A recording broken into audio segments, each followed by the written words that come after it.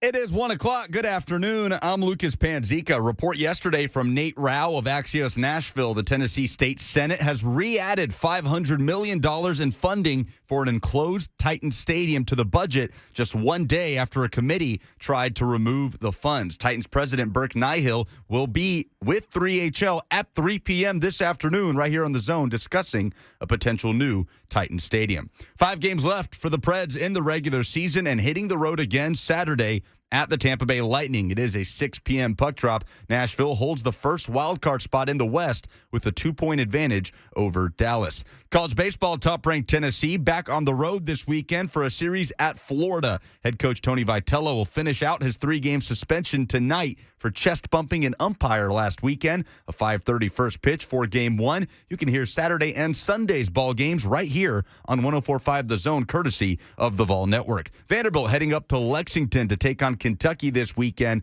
just a week removed from winning a series against Florida. First pitch tonight is at 5:30.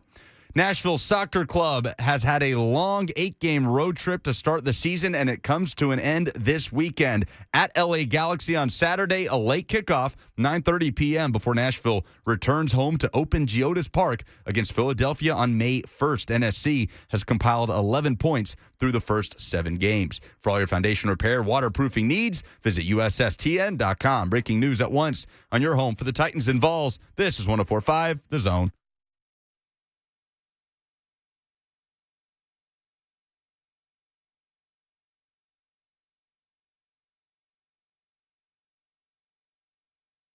All right, let's do this. It's Friday. It is Blaine and Mickey. We are staying on defense with the Titans today, but we have a linebacker in the studio instead of a safety. Heath Bullock in the house. What's going on, KB? Man, it's great to be here with you. I don't think I've been on this segment in person. I don't think so. You know, I've done the morning, I've done 3HL, and you know, I'm just getting passed around. But I'm great. I'm grateful to be here with you, Mickey. Of course. This is just the ultimate unknowing troll job. So you walk in, we shake hands, I look at your hand. You were holding a can of Celsius energy drink, which apparently has set Titans Twitter on fire today, Keith. And you said, I had no idea. Will Bowling turned me on to this drink. I just came in with the drink. And if you're just joining us, I stick my head in the room where Lucas is producing. I said, hey, man, is anything just exploding today that I've missed? And he goes, Tannehill tweeting with an energy drink. I said, what? And he goes, oh, yeah, people are fired up. That's hilarious. So, and it was, if you haven't seen it, if you're just getting in the car, whatever's going on, it's just a very relaxed Ryan Tannehill sitting on what looks to be a very nice fishing boat with a fishing pole that appears to have something on the end of the line and a can of energy drink. And it says the word recharged. And then he tags, what is it, at Celsius Energy, Lucas? Is that it? I believe so. And that's it. And he's just relaxed looking. I retweeted it so I could find it for posterity's sake. It is him sitting on a very nice fishing boat, recharged, and appears to be fishing, Keith, and it says at Celsius official. And so I was like, well, that's interesting. Maybe he's showing the world like, yeah, feeling good. Right. Ready to rejoin everybody. So then I just scrolled down. The last tweet from his account, from Ryan Tannehill's account, was 2 months ago in February, and it was a can of this same energy drink. Yes, it sounds like he has a deal with Celsius, and it sounds like Nashville fans. Okay, so I just pulled it up. I hope he has a deal. I hope he's getting money out of this. Man, that's a nice boat. Yeah. And we could only see the side. They got the speakers right there. I mean, he's recharged. I think that's like I feel like if I'm reading into it, I'm looking at it like, okay, it's Friday. You know, I haven't been there this first week, but you know, I'm recharged. I'll see y'all next week type message. I don't know what's up. You know, as a veteran quarterback, I wouldn't really expect him to be there the first day of OTAs, especially voluntary, right? Is voluntary? It's still the V word, yeah. Yeah. Yeah, definitely not. You think Steve McNair was there the first day of OTAs? Not trying to compare Ryan Tannehill to Steve McNair, sure, but they both played quarterback for the Titans, and they both, needed to come to OTAs at some point. But, he's recharging on his boat. with the Celsius. Yeah. You got paid a lot of money. The official drink of Heath Bullock on this Friday. You know what's crazy?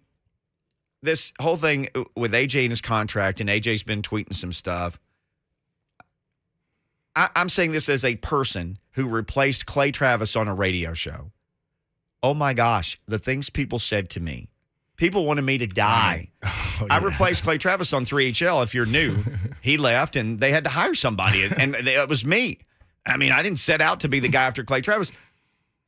I had to finally stop reading them. But every time I opened social media, it was like, I hope you die. You're the worst. Clay was the best. This is so stupid. I hate you. And then later it kind of blended to, look, I still hate you, but I've given you a chance and you're okay, things like that. And then eventually people kind of moved on. Now that I've said that, somebody's going to tweet me that they hate me again today. But if you go looking hard enough, you can always find somebody who doesn't like you or something that you're doing. Yeah. But for the most part, with AJ and even with Tannehill missing these few days, I haven't really seen no teammates throwing him under the bus. Nobody said anything. Yeah, no. Like for those who aren't familiar with the off-season training program, it's their voluntary team workouts, and I would say maybe like to my third or fourth year, maybe my fourth year, I stopped coming the first week, and then definitely fifth year throughout, like I definitely wasn't coming until really June, because at that point, I'm a true professional. I'm in the second year of my deal. I'm an established player on the defense. And really, it's like, okay, who am I coming back to work against when we go out on the field? The tight ends that didn't get in the game last year, third string running backs when we go out there and do those drills. And some people might say it's the camaraderie to work out and train with your team.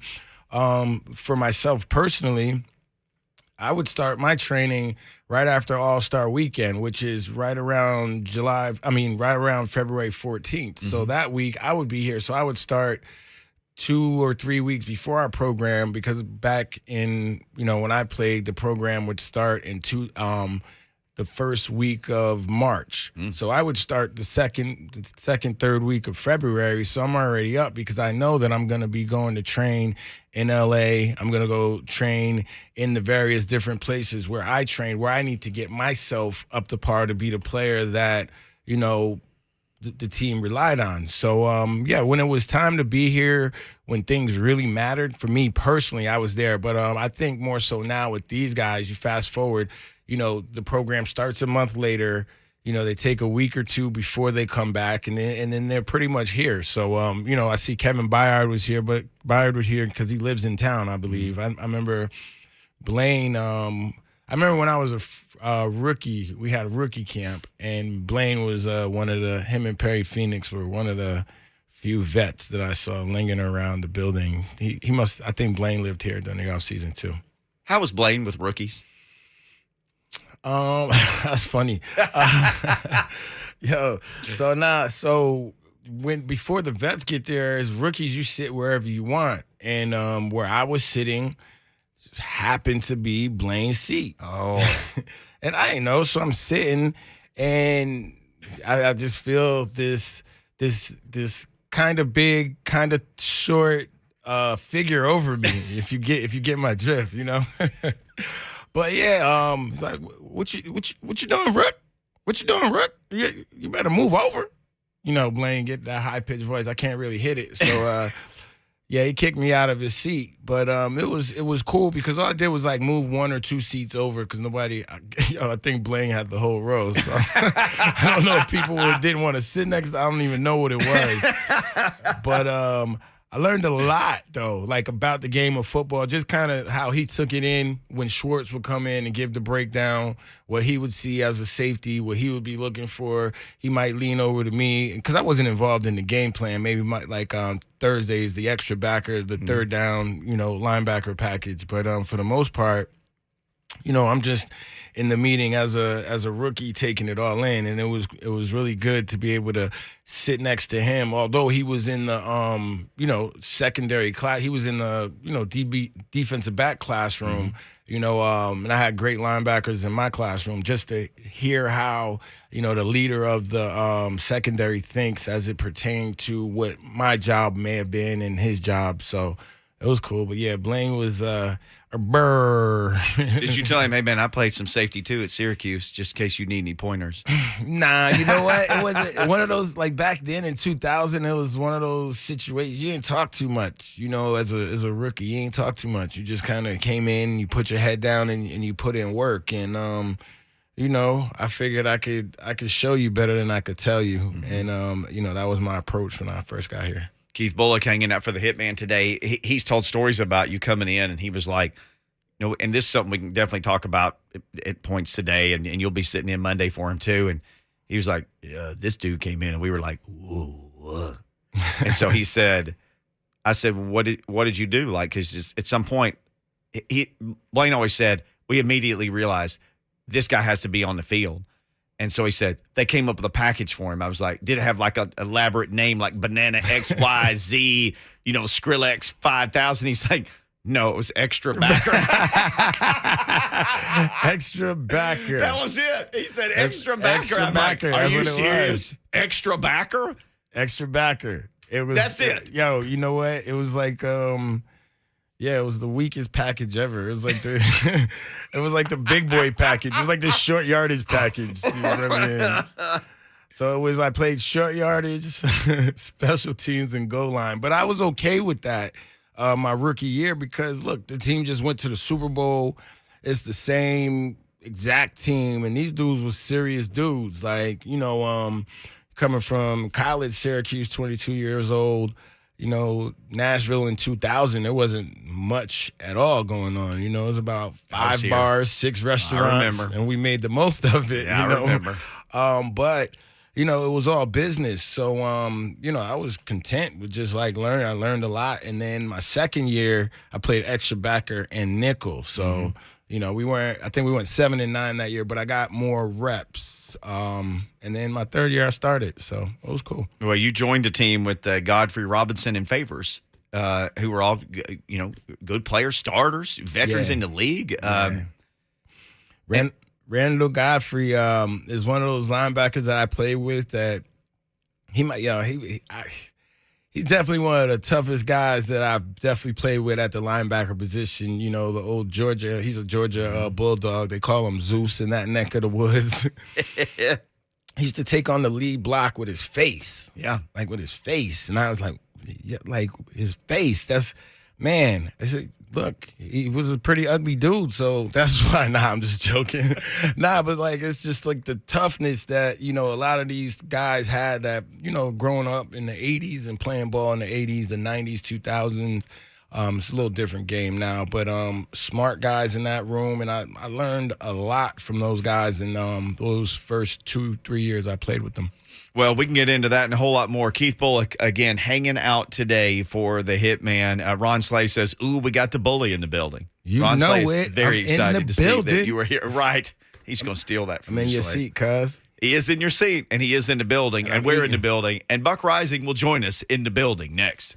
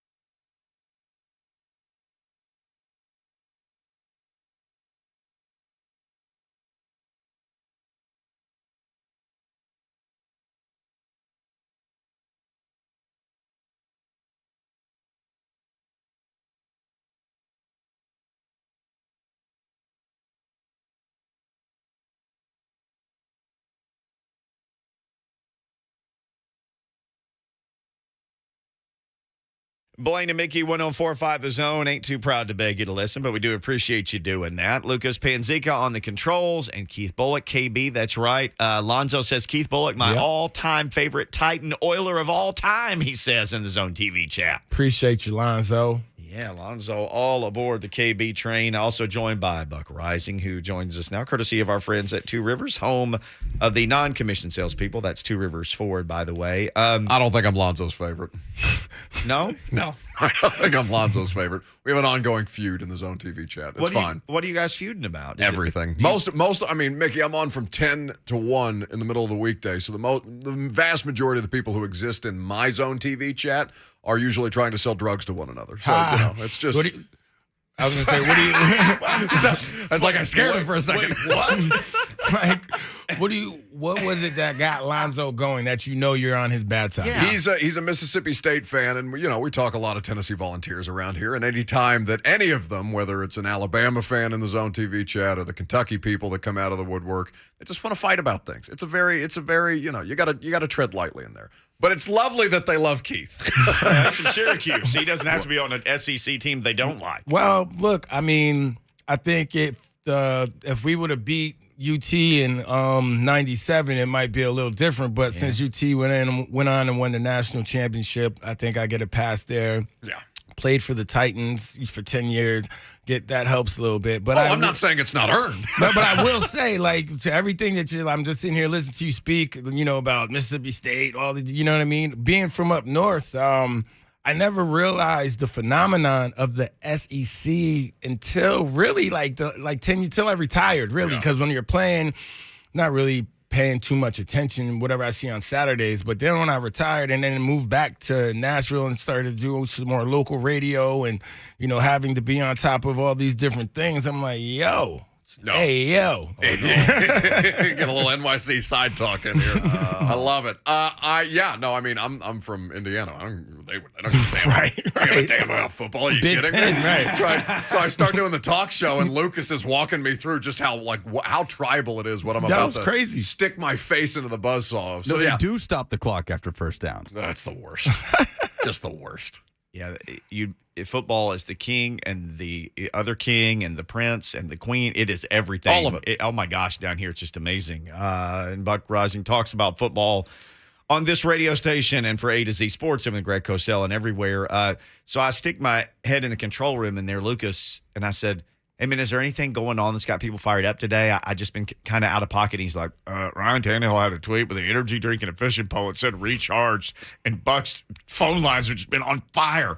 And no sooner does he tell me that, I walk around the corner, the show starts, Keith Bullock walks in with a Celsius agitator energy drink. I am an agitator, but I swear to God, I didn't know about this one. Not this one. Just taking just a baseball bat and beating the hornet's funny. nest. No, Slay texted me and said, we've got a fridge full of them. I've never had these things. Yeah, Apparently they're phenomenal. They put me on. Will put me on last time I was here. So Yeah, I've been, he says it's less sugar than Red Bull. All right, I'm all about it. So Keith Bullock should be the one doing the sponsored post. Oh, I'm going to be the agitator. Yes, thank you, Lucas. Yeah, for now I'm myself. gonna definitely reach out. Anyone from the Titans, somebody tell. I'm trying to get in touch with Ryan Tannehill. I like the peach vibe, Celsius. So if he could hook a brother up, cool. Yeah, well, I'm sure the Titans internet people who are dragging him across the surface of the sun for daring to drink a Celsius while on a deep sea fishing trip that was probably photographed 3 weeks ago. Yeah. We could Ryan and I could take a picture of him giving me a case for a photo op. Hey, yo, I promise it'll probably work out well for him. Hey, yo. KB has pointed out that, once he was an established veteran, there was not necessarily a big hurry to jump back in on that first day of OTAs. He was somewhere knowing how to get himself ready to prepare for the season. So here's how I think we should do this, Mickey. Not to take control here. No, take control. But I think that you should ask me the question that you're going to ask me about this godforsaken social media post that I've been talking about for 3 hours a day. I'm going to take a sip of this Celsius in a way that is audible for the audience because we're doing theater of the mind here. Yeah. And then I will make the judgment about how mad people should be at Ryan Tannehill. Fair enough. Should we do this? All right. The floor is yours. Like minerals and dirt. Go ahead and take the drink. Let's do it. No, ask me the question first. Theater of the mind. Is there a specific question you want me to ask you? All right. Okay, just drinking. Sound like a Shasta. This is sparkling starfruit pineapple. Spicy. This is actually delightful. I got peach vibe. Mine is pretty South Beachy. I got none. I think. Well, yeah. Lucas brought one to me here. Why you just walked right by Mickey Ryan? I think that's Slay's, so that way Slay can take out his anger on you and not Mickey. Oh, thank you for setting me up for failure. So I think Heath Bullock and I are in agreement, based on our enjoyment of the Celsius beverage, no free ads, that we would too also skip voluntary, the start of school, voluntary off-season workouts when you're only allowed to be on the field for 90 minutes total. That is only allowed to be strength and conditioning. The head coach cannot even be on the field with you during that allotted 4 hours of the 90 minutes that you're allowed to do. It's nonsense. The whole thing is garbage, and I beg people, please log off for the day. It's a beautiful day on a Friday. Stop getting bent out of shape about things that don't matter. Facts. And he could have his trainer on that boat. It looked like a nice-sized boat where he could be doing so. You know what I'm saying? That's Celsius money's good money, baby. He could definitely be getting some type of aerobic exercise on that boat between casts. Keith, this is I think the disconnect that so many people have. I don't know why we do this, right? Like, if you see a picture of a player, your favorite player, whatever sport it is, doing something unrelated to football, Podcasting. well, yeah. Well, that one's an idiot anyway, and I love to mess with Taylor about that. I said it, not you, Keith. I don't even know what's going on. Now I'm in the loop. I'm in the loop now. One gets guff from people for making podcasts. It's like, you should be hitting a Is it good? Is the podcast good? It depends. It depends on the day. I love Taylor, but I'm the guest? It depends on if Keith Bullock was the guest, then that'd be good. Good podcast. Yeah.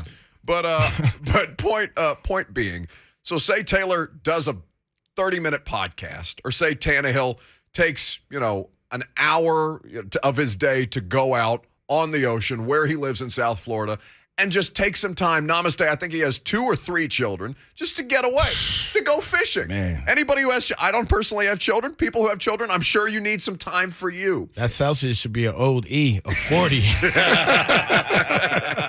got to come out my way, North Nashville, for all that. But I will tell you that 45 minutes of Taylor Lewan doing a podcast, or an hour of Ryan Tannehill just going, just take some personal time to go fish and post a sponsored Celsius post. Why is that different than you or I taking an hour of our day, of our work day, to go watch an episode of Game of Thrones, or to go, Lucas, you don't play video games, do you? I'm not really a big gamer anyway. At you like, are you stupid? I don't know. Lucas is watching 17 different sports in 15 different time zones. I don't know how it works because he's keeping track of everything internationally and nationally. But the point is, people have hobbies. It's okay. Just because you're not doing the thing that you are paid, in all fairness, a lot of money to do, does not mean that you are any less committed to your craft. In fact, it is essential that you have that time away so that you can come back more focused and prepared for the rigors of now an expanded 18-week, 17-game NFL regular season plus playoffs. It's a hell of a lot. So honestly, I love all of you who listen to this radio station, and all of you, even though you behave like just foolish individuals on social media. But like I said, log off. Take the day. Ryan Tannehill probably has no idea that somebody scheduled this post on his social media account, because I'm certain that Ryan Tannehill does not operate his social media on a regular basis. I'll go with that one. Yeah, I think that picture, he was about a month old, and they were like, we're just going to snap the picture, and then we'll schedule it to come out on X date. And he was like, okay, fine, sure. And listen, if he sucks next year, drag him for it. Drag him for the Celsius. Do it.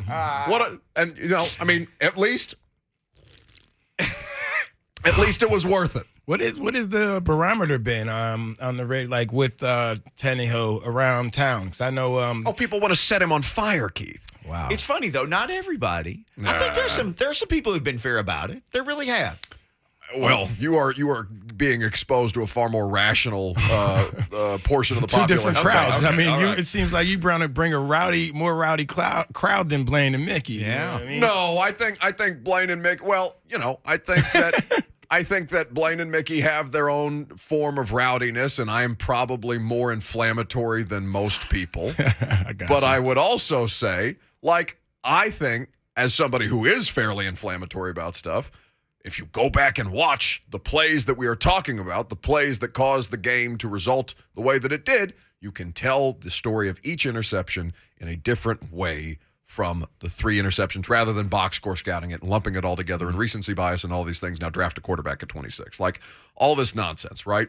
But this kind of stuff, when people are just bored, we're a week to go to the draft. You can only hear the names of all of the offensive linemen so many times, and you want something to talk about your favorite team. So you see, whether you want to consider it ill-timed social media post at a time when Ryan Tannehill is not currently in attendance for the voluntary portion of the offseason, nor, by the way, is Jeff Simmons, nor, by the way, is Derrick Henry, nor, by the way, is... We saw where Derrick Henry is. You see his workout video today? No. Not today's. Yo.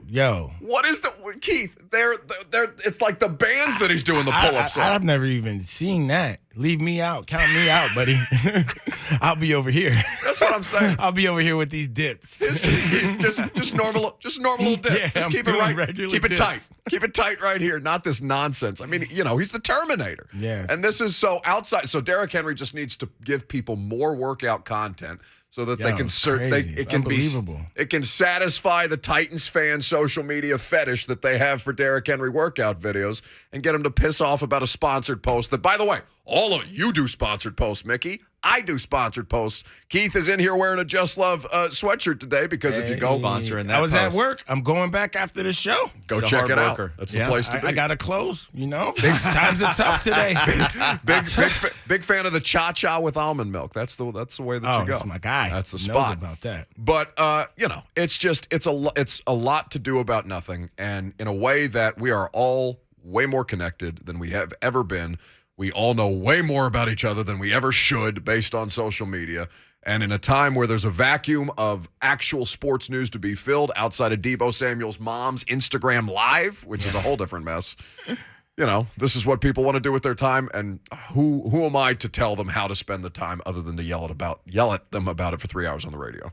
Buck Reising hanging out with us. KB, have you seen Deebo Samuel's mom's Instagram clip that is making the rounds? You've seen this? I promise. I've been in the shop all morning. I don't follow her, but I'm sure if it's viral. I don't. Apparently, many people do. Buck, you follow Deebo's mom? I know. There's a scoop. I'm He on does it now. But her clicking Instagram now. Live comments are lit, man. So she's doing this. She's doing these the IG Live, right? And, she's just carrying on a conversation. People are asking her about her grandbaby. She says, Lucas, do we have the sound, the disorienting sound of Deebo Samuel's mother's? What you trying out there? Hey, I ain't trying out nothing. I ain't got no offer. You ain't trying that simple. We got to go to the table. He is fine. He sleep. My little grandbaby, he's sleeping. Tori said them folks said they ain't going past 20. They said you worth it, but they ain't gonna give it to you. What the f*** doesn't even make sense, bro? AJ Brown. Hey, AJ Brown. Dude from the Titans. So they told him. Didn't he go through the draft with you? They told him they offered him $20 million, but they know he can get more, but they not giving him more than 20. That's what they told him? Yeah. Keith. Yeah. Deebo is on the phone. Yeah. Wow. With AJ Wow, in the that's real. background of his mother's That's Instagram the first time I Live. heard that. That's real. Welcome to contract negotiations in 2022. Yeah. Wow. This is the world we live in, Keith. Wow. Welcome. Can I That's close real. this door with you tonight? Because this is what we're going to deal with.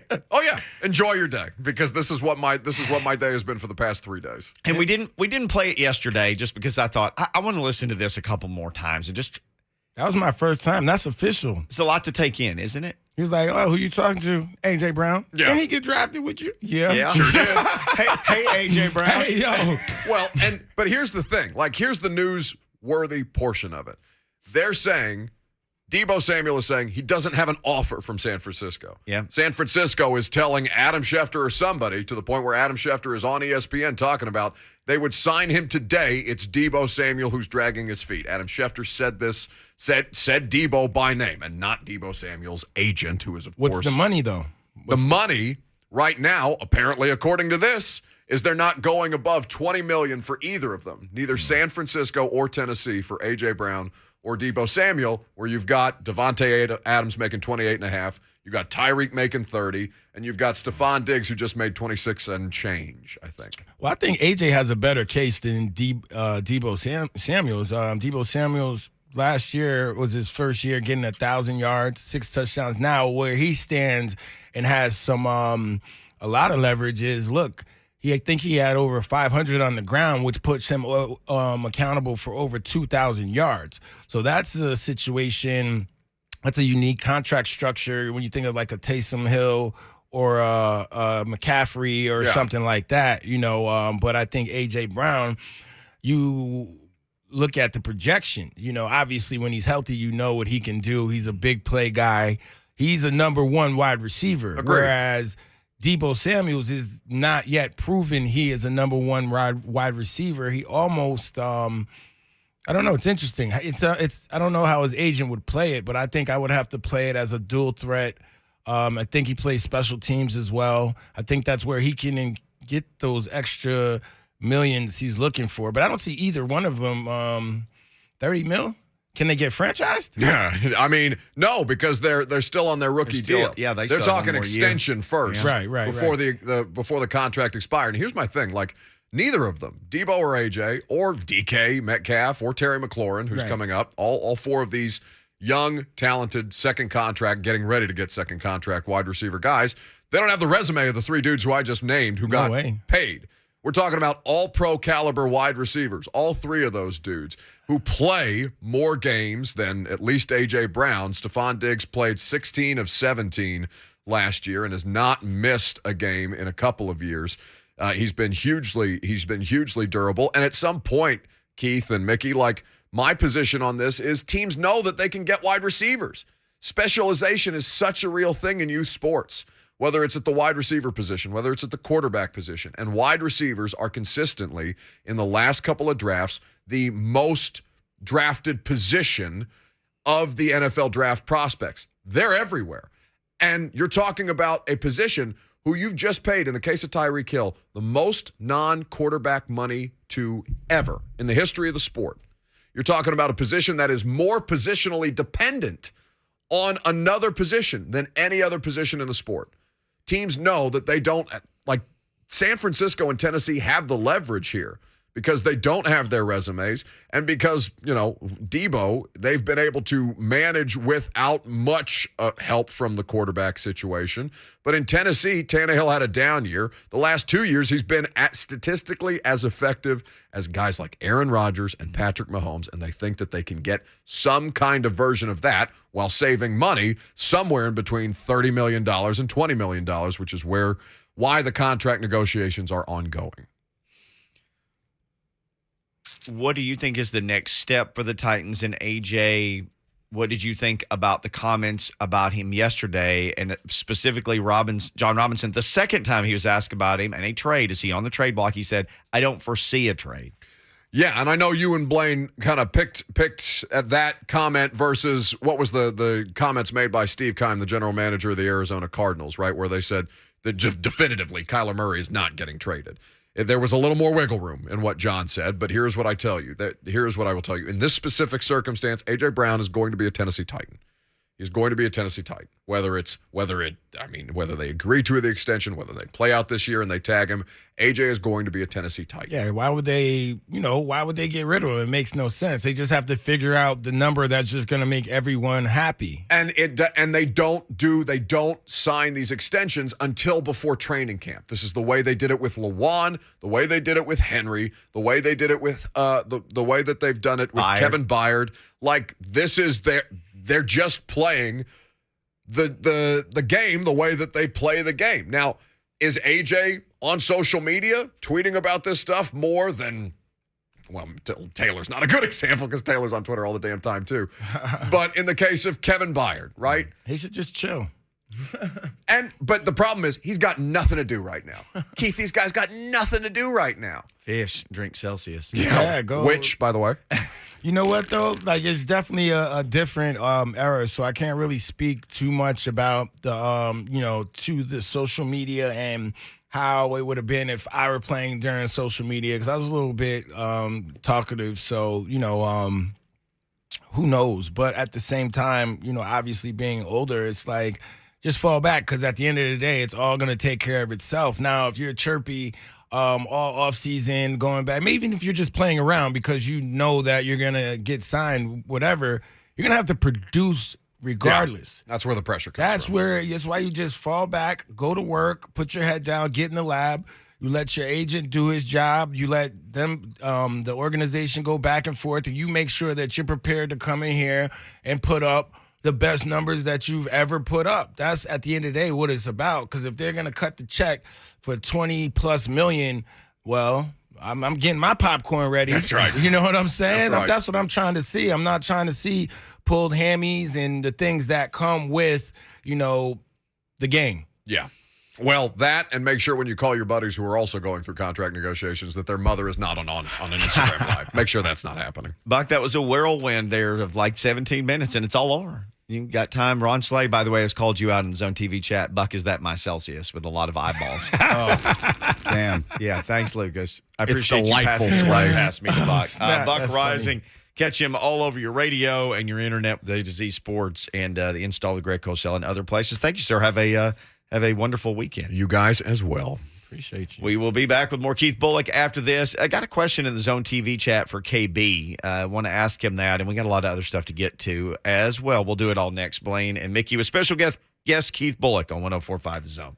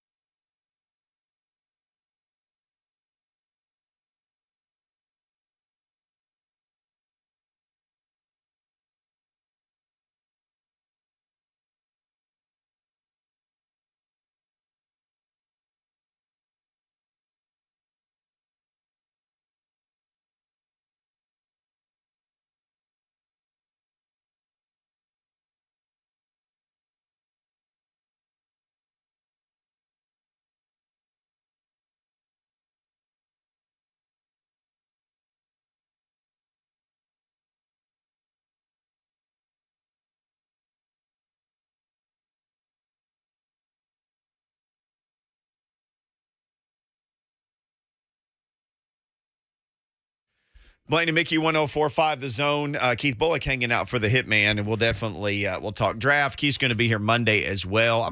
Monday, I want to get into this. Like, what was draft week like for you? Word. Draft week, because Blaine was in the library when he got drafted.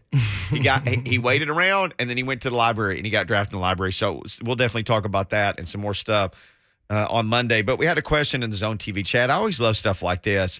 Alex in the Zone TV chat, a lot of people in here just saying great things about Keith Bullock. Alex said, would Keith please tell us the favorite game that he ever played? Real quick, off the top, let's just narrow it down to a home game. I think it just came to me off the top of my head. One of my favorite games that I played in, and I'm just picking a home game because it's just easier. Sure. Was when we played the Giants here. I think it was Vince Young's rookie year. We're down like 21-3 at halftime. Brandon Jacobs was running. Him and Tiki were running all over us the first half, and then we settled down on defense. Was able to make some plays, and we won that game here at the end. We didn't make the playoffs that year, but I feel like we started off bad, and then I think we finished 8-8. But I just remember that game because it was like a 3:30 game, and like I said, we weren't that great that year, but we were the fans during my time. What I do remember, they were. Regardless what our record was, we went 4-12 and 11-5, and you wouldn't know it because back then the fans were showing up regardless. So that was one of my favorite games when we beat the Giants. I remember that day for sure. Yeah, it was cool. What game put me on the spot? Oh, yeah. What game do you get asked about the most? Is it the game against the Saints on Monday night? Yeah, I get asked about that game a lot. And that's cool because, it's cool because I called my shot, that evening, and how often does a linebacker go out and have 3 interceptions on Monday night, Drew Brees, all the things. I was prepared. It's one of those games where, and I'm sure Blaine has spoken about it because he was a film guy. I'm a film guy, so I'm studying, and I know, going into a game, after you watch a certain amount of film, you're like, okay, if they do this, you can see the plays that you're going to be able to make plays and be effective on it. And they just have to run those plays in those positions, in those down and distances that you studied. And it never happens that way. But that night, it just happened that way. And I was like, I can't believe he's throwing the ball. He threw the ball. It's like, still got to catch him, too. Yeah, absolutely. And I'm going to definitely catch it. But I just need them to throw it. A lot of times, honestly, when I played, my anticipation would be too quick, and they would pull it down. Sheriff did that a lot. Peyton Manning did that a lot. He would see that he's jumped this, got to go somewhere else, go on to the next progression. Yeah, I would go too quick. Happens. What was it like for you? Because Blaine, you're right, Blaine talks about this stuff a lot, and it's fascinating to me. He would say, I would watch so much film that I'm just seeing it develop in front of me, and I know what's going to happen. I know what's going to happen because I've watched him do it over and over. What was it like for you, though, just knowing, all right, I'm gonna go and do this because I know he's going to do this, knowing there's still a chance that he does it, and maybe I'm out here in no man's land. What's it like to get to the point where you totally trust your eyes, your instincts, and what you know?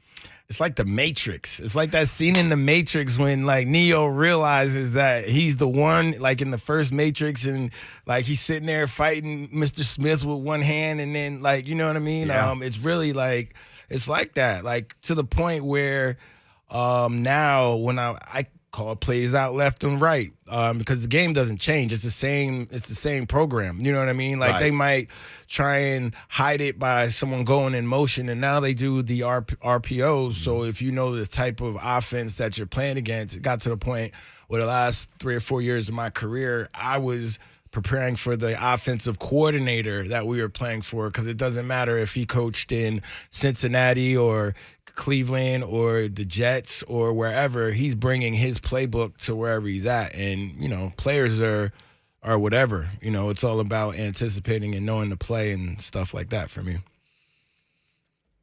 How long did it take you into your career before you thought, I'm in this freaking Matrix right now? How long till you got there?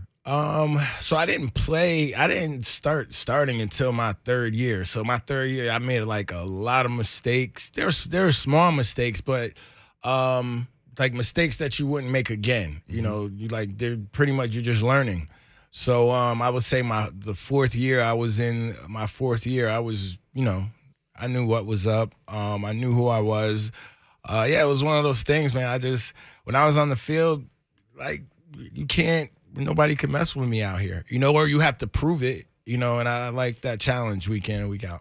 Well, it was speaking for everybody who got to see you play. It was fun watching you do it. That's for sure. To see a guy get to the heights that you got to, and the funny thing about you coming into the league, and if you're just joining us, I asked Blaine like, how in the world did they not play Keith? And he's like, oh, they just came up with the extra backer, which we were joking about at the top of the show. But anytime you got in the game, there was like electricity. Like people could feel it. And that's not many guys in this league. You had that. I mean, even if you said like, it took me a minute, you still had this thing that people could feel. Yeah, I appreciate that. Greg Williams, I only played with Greg Williams 1 year, but I liked him as a coach. I like how he, kind of motivated his players. He's not your best friend, but at the same time, he's still a good coach. You know what I'm saying? He's not he'll try and be a hole, but he's not really. Right. You know what I'm saying?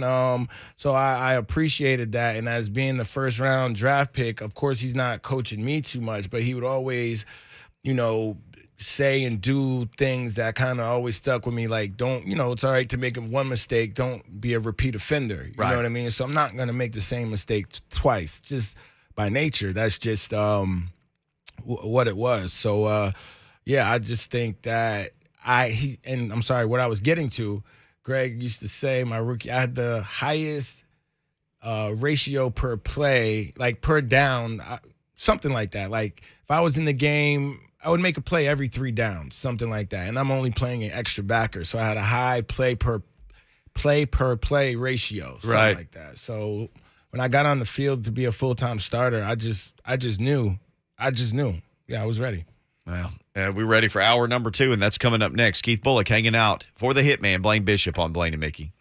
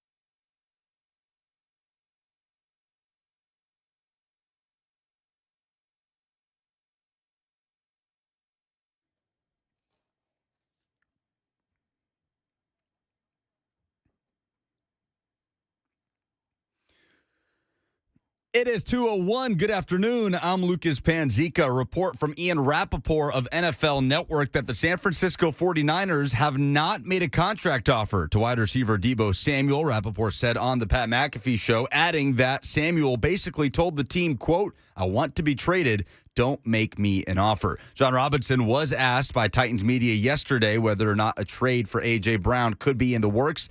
The GM said, quote, "I don't foresee that happening."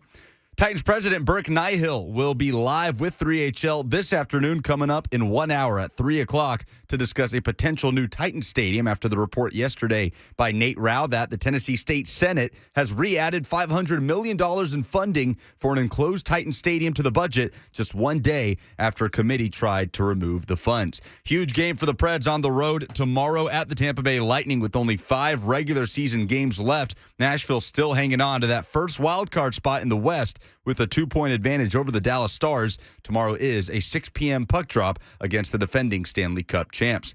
And it's been a long 8-game road trip to start the season for Nashville Soccer Club. That comes to an end this weekend at LA Galaxy on Saturday, a late kickoff, 9:30, before Nashville returns home to open up Geodis Park against Philadelphia on May 1st. NSC has compiled 11 points through the first 7 games. College baseball, top-ranked Tennessee back on the road this weekend for a series at Florida. Head coach Tony Vitello finishing out his 3-game suspension for tonight's game, a 5:30 first pitch. You can hear Saturday and Sunday's games right here on The Zone, courtesy of the Vol Network. Vandy heads up to Kentucky, first pitch tonight at 5:30. For all your foundation repair, waterproofing needs, visit USSTN.com. Breaking news at once on your home for the Titans and Vols. This is 104.5 The Zone.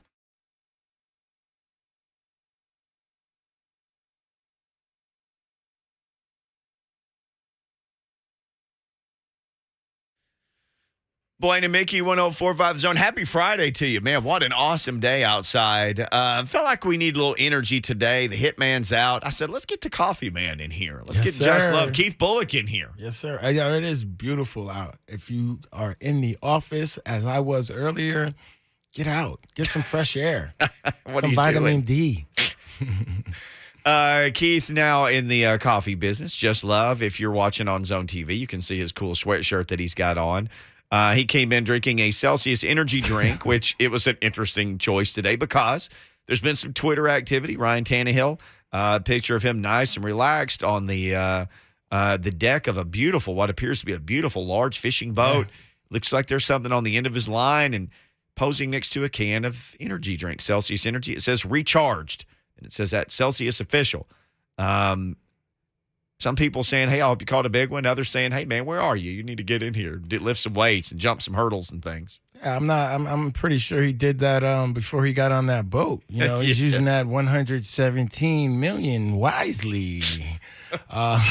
Yeah, man. I mean, look, the football season is way longer than it was when I was playing. 18-game season, then playoffs, then more teams in the playoffs. And it just still is physical. Maybe, obviously they've done some things to, protect the players more, but it's still a contact sport. And Ryan Tannehill understands the task at hand this year. He wants to deliver. So, when he gets here, he'll be ready. And like he said, recharging. Let him recharge. You get to be a veteran in the league. Who knows better than you how to get you ready for a season? I'm asking you. No one. You know yourself, and honestly, which is great because I think I heard Coach Vrabel, he's not worried about Ryan Tannehill being here when he spoke to the media, and I think that's how it should be. Like, I remember I was one of those players. I would start working out before we had to be here in Nashville. And then when the workout program started, I was in California doing the things that I needed to get myself prepared to come back and be the player that my teammates and coaches expected me to. And it seemed like every offseason, Jeff would act like he didn't know where I was, which is not true because we clearly had a conversation and I told you I'm not coming, but that's just how the game is played sometimes. But I haven't seen Keith. It's cool. It's cool that and it was never a big deal. You know what I'm saying? I honestly feel that Jeff would be doing that to mess with me. Oh, you're not going to be here? All right, well, you deal with the media. You know what I'm saying?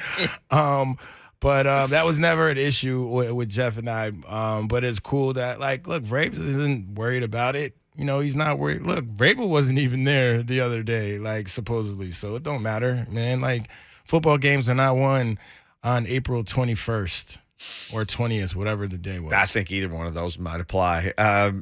So the other story, Keith, that's been such a big story about the local NFL football team is A.J. Brown. He's been a little bit active at times on Twitter. He appeared in an Instagram live video. We played that earlier. That was captured by Debo's mother. Right. And it was Debo and A.J. talking on speaker, I guess, and his mom had Insta Live cracked on. And so you can hear them talking about, you know, Debo saying he didn't get an offer, I guess. Is that right, Lucas? And I guess A.J.'s voice saying 20 was the top offer for him. And he said some stuff on Twitter.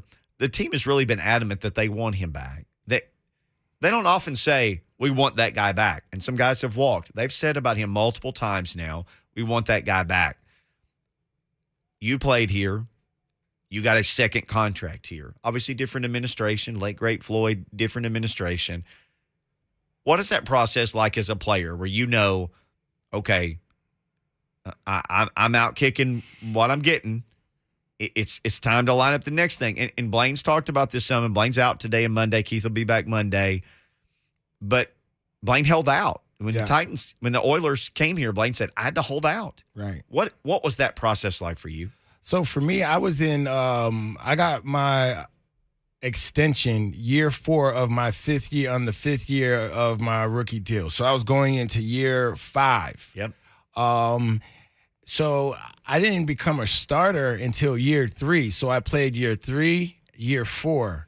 And at that point, my agent, rest in peace, who was Gary Wishard, it's like, yo, I feel like we have leverage and we can talk, because we didn't have anybody at linebacker. I was definitely one of the top linebackers in the league. I remember the year before, my agent said, you make all pro, we'll make it happen. You know what I mean? And yeah, that's what it was. I feel like I signed in like April or something like that, because I think it made sense for cap reasons. And March 2nd, 2004, signed a 6-year contract agreement with the Tennessee Titans. Yeah, so springtime. And honestly, if I had to do it over, I wouldn't have signed 6 years. I would have did like 3 or something like that. Because look, I played the entirety of my contract. I played the whole. It ended up being a 10-year deal because I was just at the end of my 4th, and then I got a 6-year extension. So I played here 10 years.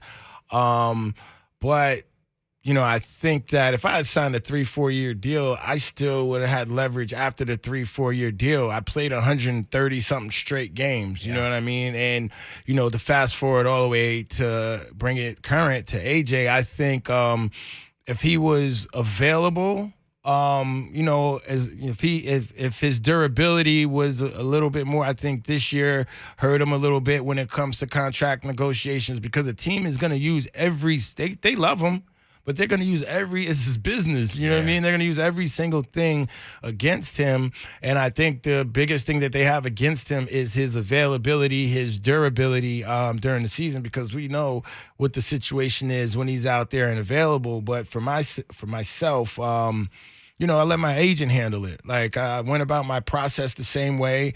I trained, I worked out. I handled my business on the field during the season. And, everything else was out of my control. And Floyd saw the value in keeping me. And really, it was between me and Javon Curse. And Javon Curse was coming off of, he had Liz Franks, and he just still was coming off of a 10-plus sack year after that injury. But that was the decision Floyd made. I say it's unfortunate because I didn't get to play with my dog anymore, but he went on to Philly the next year and was he got killing the bag in Philly. Yeah, go get it. He got like 70 something million. Yeah, it worked out.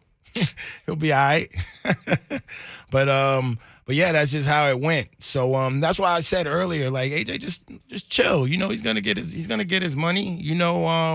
They gotta pay him. They gotta pay him. Who else are they gonna pay? So it's the new day and age, and obviously, you got your Twitter fingers and you got social media, and sometimes you just want to say something. You want to get people off your back. But at the end of the day, I think he'll get paid. He might not get exactly what he wants, but maybe a shorter term contract, extension, does him some good because then he still has youth on his side. I believe he's only like 24? Mm-hmm. Sign a 3-year extension right now. You could sign another deal at 27, 28. So I don't know. I'm nobody's agent, but that's how I think. Well, you're talking like an agent there. You get another bite of the apple in 3 years, young fella. Something about something. Did you get like feedback from your agent? Well, they said that, you did not do this. Well, they're going to, it's less here. And well, if you could only do this, then they did. What was that like for you? It was, I remember I was home in Brentwood, and my townhouse my original townhouse, and he's like, we're in negotiations. So he would keep coming back to me. At first he was like, because the only thing that matters is your guaranteed money. That's your signing bonus. Right. So I was like, yo, G, that's why I called him Gary. I was like, yo, G, just give me 10 million. I'm like, and I'm good, and he came back. He's like, okay, I got him at 9.5. I was like, all right, cool. And then he called back an hour later. He's like, oh, I got him at 10.5. And then he called back an hour later. He's like, oh, I got him at 12.5. I was like, yo, let's go. Because I'm literally laying on my bed. I'm 25, 26 years old. And it's like 2004. So I was like, wow. So, he's like, yo, I got him to 12.5 with a roster bonus. If you hit this, it's an escalator. And, And then he's like, go down to the facility and sign your contract. What did it feel like to put your name to live? Because a lot of people say, okay, the dream, make the NFL. Not only did you do that, then the dream inside the dream is get a second contract. Yeah. So few people get that.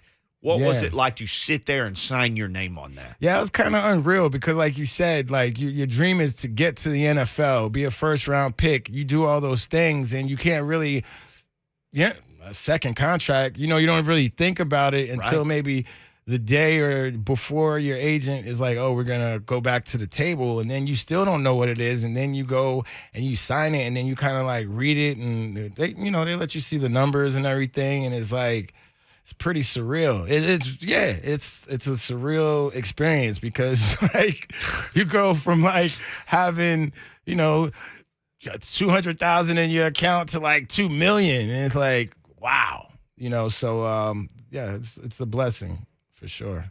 I think most people wouldn't even know what to do with it. What do I do with this? And you know what? You don't. It's not like I did anything. Right. You don't do anything with it. It's just that's what I'm saying. You know what I did? I got to work for the same reason I told you, when you do get money, people are going to want to see results, so the fact that I was able to play out my entire deal here in Tennessee, and if I didn't tear my ACL, I probably would have got another deal, says that, how serious my approach was to the game. Bucky Brooks has got a serious approach to the game. Longtime NFL player, longtime NFL media guy, NFL Network, Fox Sports. We're going to get into a bunch of stuff with Bucky coming up next. Bucky and Heath Bullock right here on Blaine and Mickey.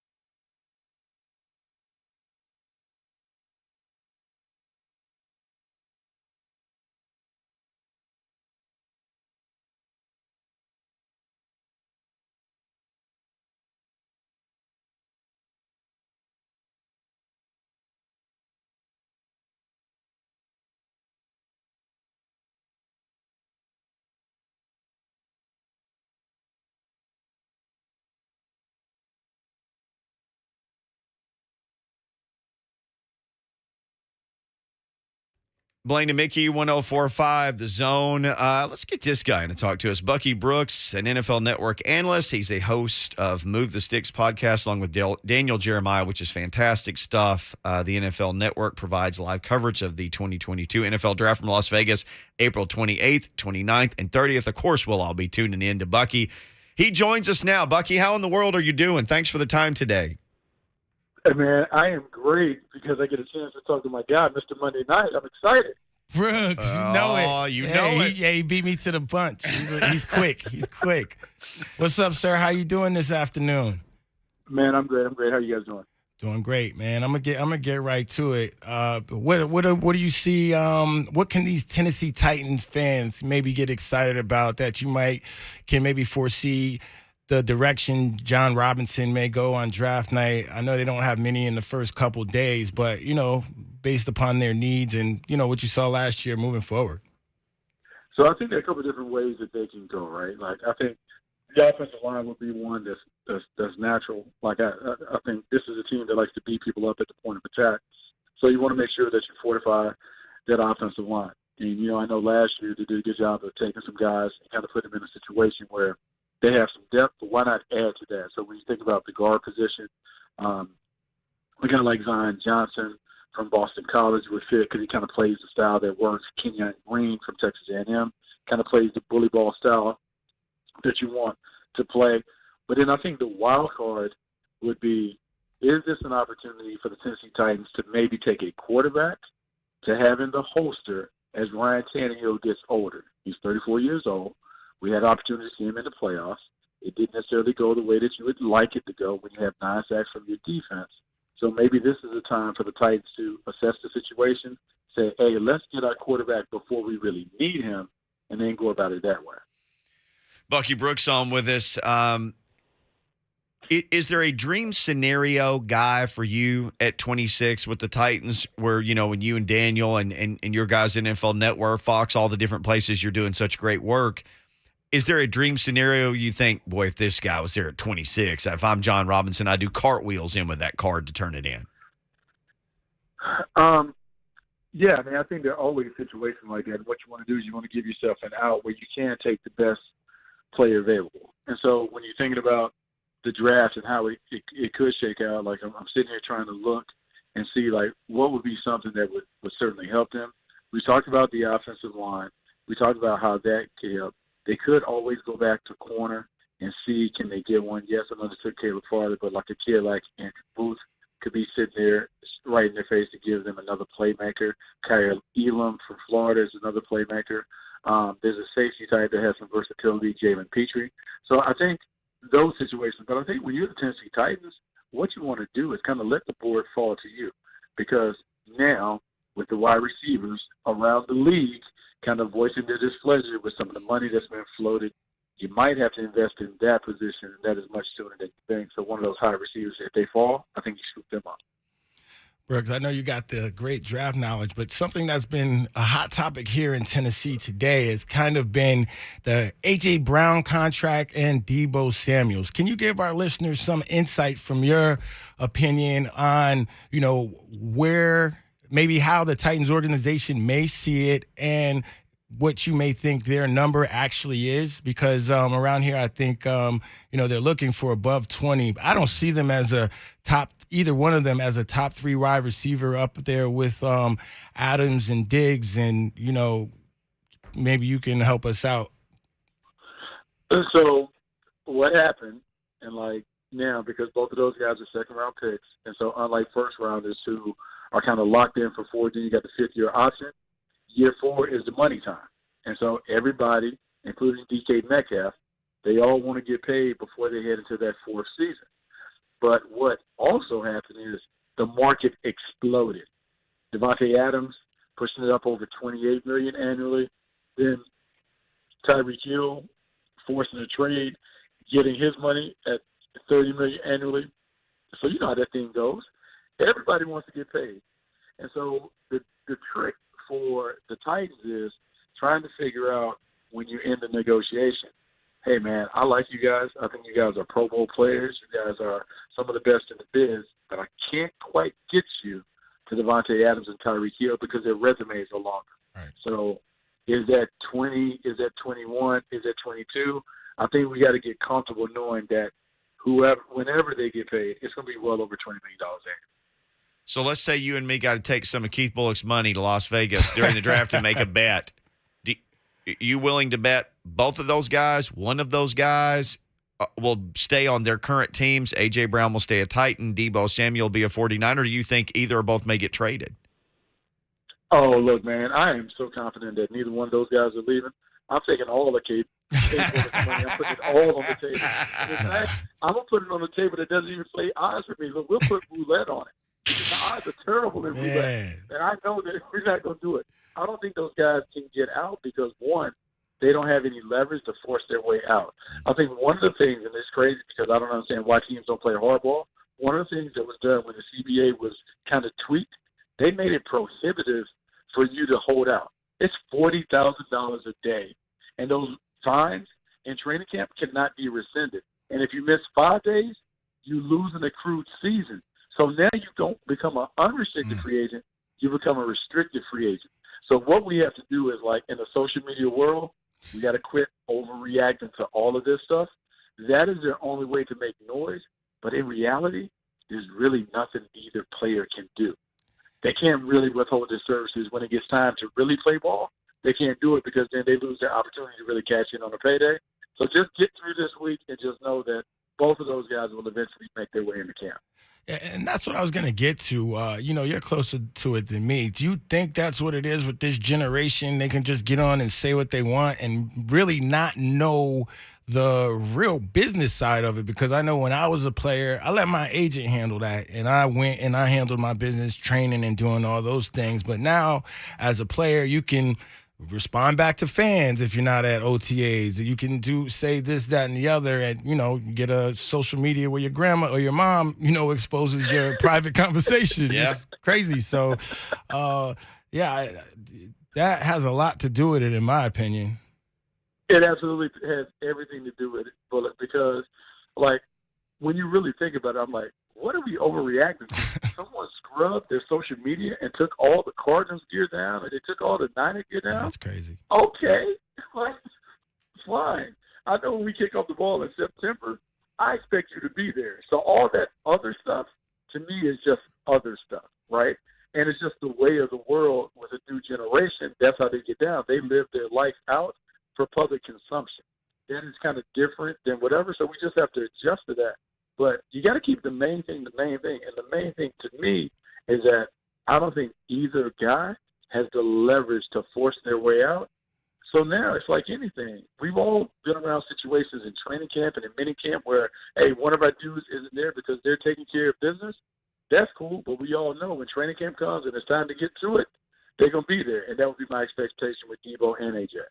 And that's I was actually going to bring that up, too, because, OTAs, I think Kevin Byard was was the main veteran that was here when the Titans were supposed to be here for OTAs. And people are, breaking their televisions and burning Tannehill jerseys because they saw him on a boat doing an ad with a Celsius drink. And can you please let these people know that how unimportant the first week of OTAs is for vets?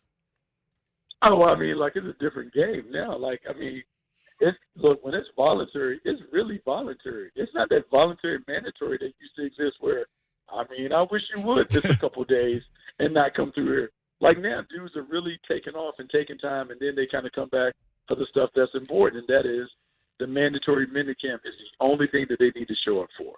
And so this part of it, I mean, guys are beginning to work out. You're getting on the field and doing some stuff. But even when I look around the league, like, these dudes are doing ladder drills and some basic conditioning. Like, it's not the heavy-duty stuff. Yeah. And so, would you like your franchise quarterback to be there?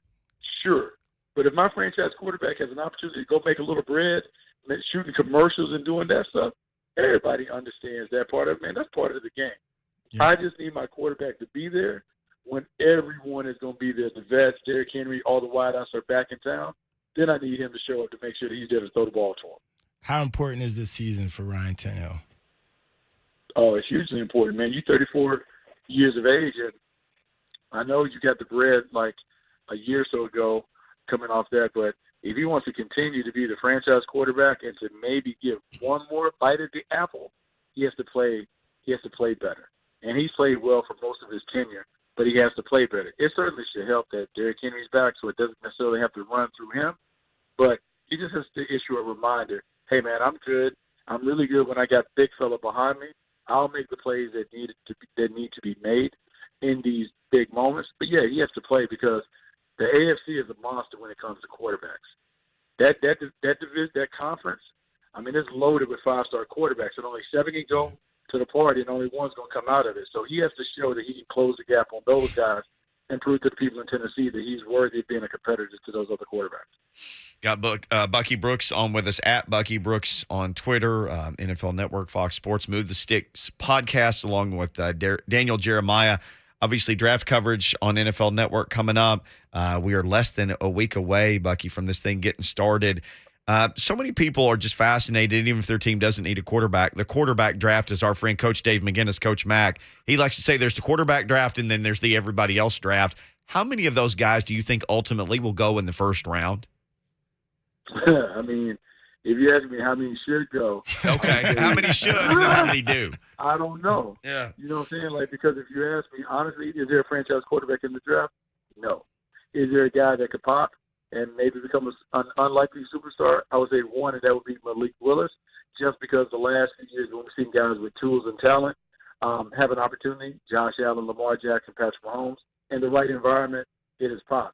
But if you're telling me if we were to rank these guys just based on how they really are, I don't know if any of those guys would carry a true first-round grade.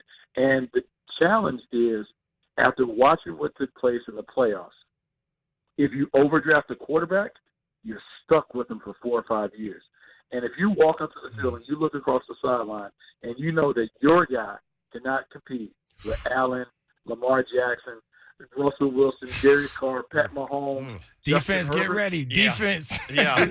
Right. Then what are we doing? And so in my estimation, nah, man, don't waste our time. Because if he's just a guy, we might as well load up on the defense, see if we can keep the score down, and wait the next year or the year after to when we can get a real quarterback that deserves to be drafted in the first round.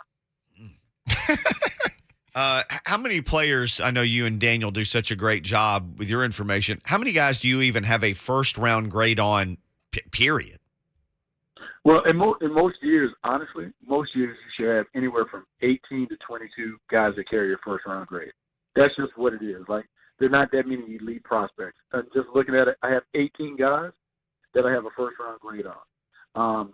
And that's about standard. And so I think this is a really good class. I think even when you look at the pass rushers and stuff that we get excited about, the one thing that is different, there are not many guys that have a long resume of production and success. And the game is a little different now where we go with one-year wonders and we celebrate them and those things. But this is a draft that has so many variances because even all of the pass rushers, maybe they have 1 year of great production, but it's hard to find in any position guys that have long resumes that would suggest that production that they put up in college is also going to be the production that they put up as pros. Buck, I know you are real close to the high school game and have been for years. Who are some of your favorite guys that are in this draft that you've maybe seen since they were teenagers and now they're going to get the opportunity to play on that big stage on Sundays? Hey, Bulluck, it's crazy because, like, I'm looking at the cornerback, Derek Stingley. Mm-hmm. I remember him running around being Superman on the perimeter and being like, good gracious. Yeah. Like, how did they make him? Like, they just don't. Every year. You just don't see guys like that. You know?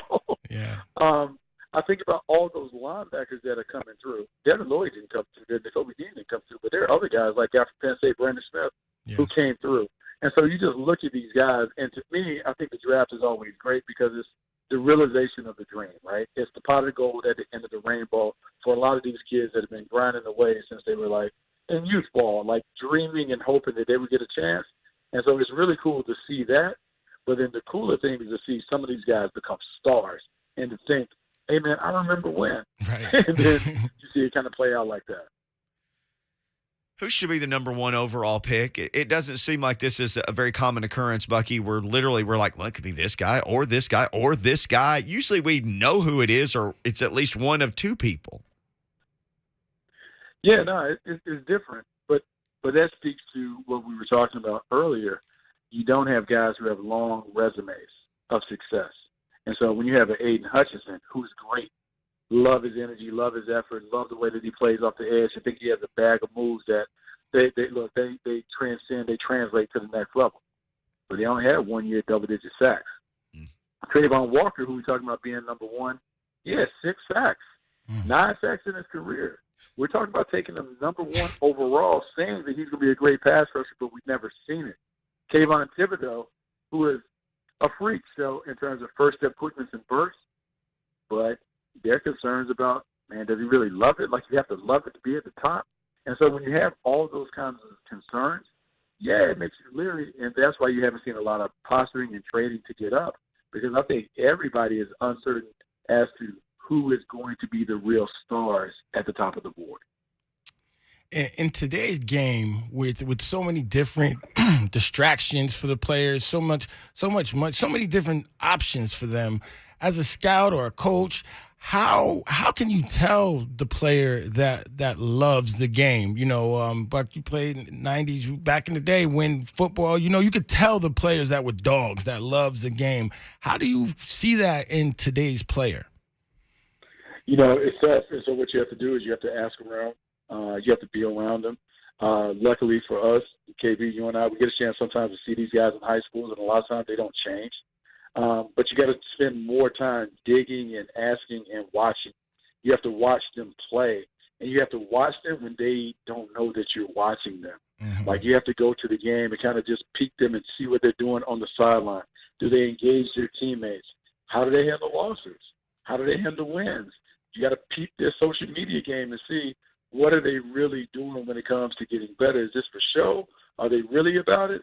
Or are they just doing it because it gets the clicks?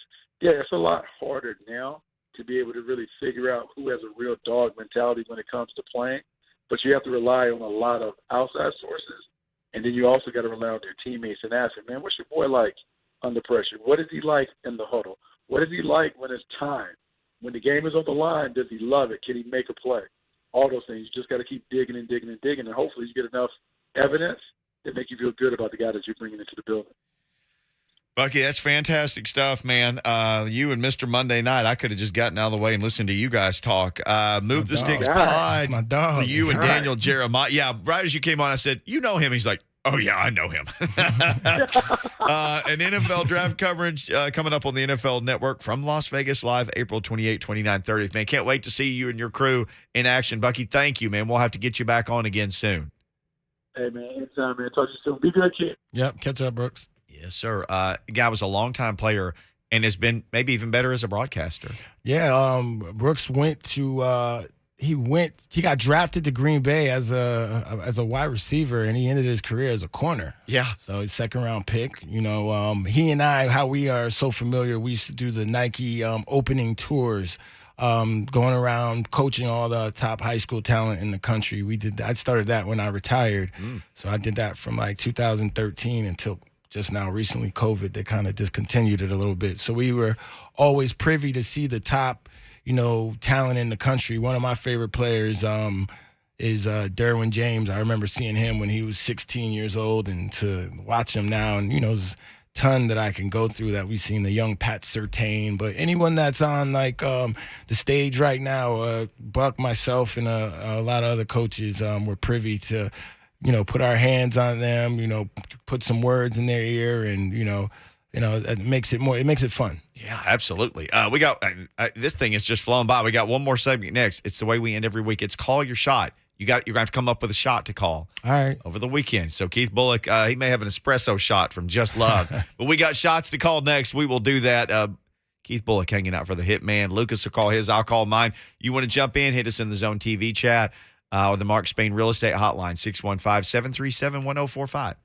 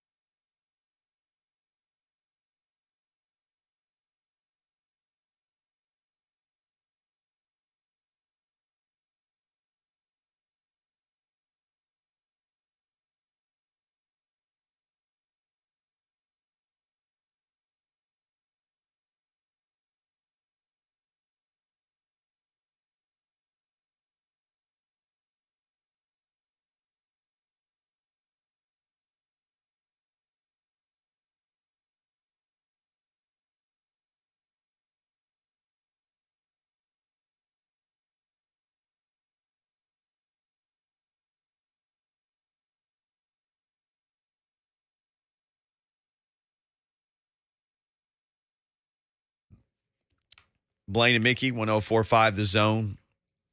On Fridays, we call our shots. We got Heath Bullock hanging out for the Hitman today. If you're running the marathon tomorrow, you're crazy, and congratulations for being somebody who'd run 13 or 26 miles. I think I'm playing mile 10, so I'll be on the stage at mile 10. There are always two bands, so say hey if you see me in the street. Keith, if you're running the marathon tomorrow, say hey when you run past mile 10.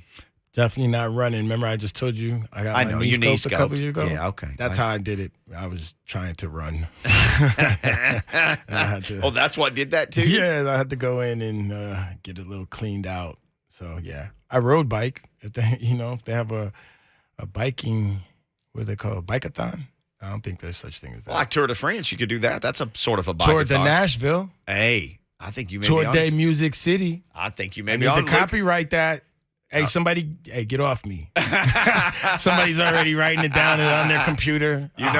Somebody's already working on that idea. Tour de Music City. Invite me. We call our shots on Friday. This is courtesy of our friends at Chattanooga Whiskey, brought to you by Chattanooga Whiskey 91, an award-winning small batch bourbon available at your local retail store. Lucas Panzica usually leads us off. And I'll say this, Keith, just be prepared for something super odd and like a random stat from a European soccer match, I'm second ready. tier. Lucas always has something a little off the beaten path. But what do Lucas you got? put me Last onto week- me onto the Grand Prix show on Netflix. Oh my gosh! It's Drive to Survive. That's what I'm talking about. Hey, You got him sucked into this world too. You're next. You and Blaine both. Telling you. Okay, we'll see. By the way, 8 a.m. Nobles in East Nashville will be watching the Italian Grand Prix, but I understand if that's too early. Nothing out of the ordinary today. Last week I predicted a Stallions cover, which was cashed, by the way. But this weekend, the Memphis Grizzlies, amazing game last night. Incredible game. They were down 26 in the first half. I think down 20 at some point in the second half. Came back twice, won the game, take a 2-1 series 10. lead. Memphis wins in 5. I think the T-Wolves and Karl Anthony Towns are broken. Memphis wins game 4 in Minneapolis tomorrow and then wins game 5 back home, I believe, on Tuesday when they return to Memphis to win the series. After losing game 1, I think they rip off 4 in a row to move on. Nice. Well, you're looking at me, so I guess I'll go. I'll keep it in the. And you told me you're a basketball Yeah, guy. yeah, I'm gonna keep it in the I'm same expecting thing. this check What to is cash. it? This is call your shot. Yep, call your shot. Well, I need Kevin Durant to hit some shots because my man is missing. He's on the back of a milk carton, and I will say I'm a Knicks fan first, but it's always New York. So, representing that Brooklyn right now. But yo, KD, I look, I'm calling for a shot. Hit a few. Jeez, that's it. Bully out. Yeah. We're talking about one of the greatest players in the world. Yeah. That's cold. Cold. I've seen it before, so I have a feeling he's just going to bust out tomorrow. But if he doesn't bust out tomorrow, this will go down in history as maybe one of the most epic cold fronts ever. Well, they need to win, too, to get the cold front stayed Yeah. off. Celtics, up 2-0 in that one. I'm not a huge NBA guy, but I'll tell you, every time I've stopped the dial on an NBA game, I've been like, my gosh, this postseason has been fun. They're good games. They're good games. And you know this because you were a freaky. Blaine talks about first rounders, like how freaky y'all are. Like God only made a certain number of people who you, Kevin Dyson, we know some of you people around here, first round picks. Like John Morant? Yeah. My Lord. Yeah. What? That guy's not human. Yeah, his athleticism. Sometimes when you're blessed with that type of athleticism, you just do things and you don't know how you do them. You just do them in your body. Yeah, he's one of those guys. He is. He may be that guy. But then the guy that he was, he'll be forever linked to, fellow first-round pick, Zion Williamson. We were watching him dunk in the commercial break. And Tubby. And here's a dude who's twice Zion size, who can jump and bounce. Now, he can't stay healthy.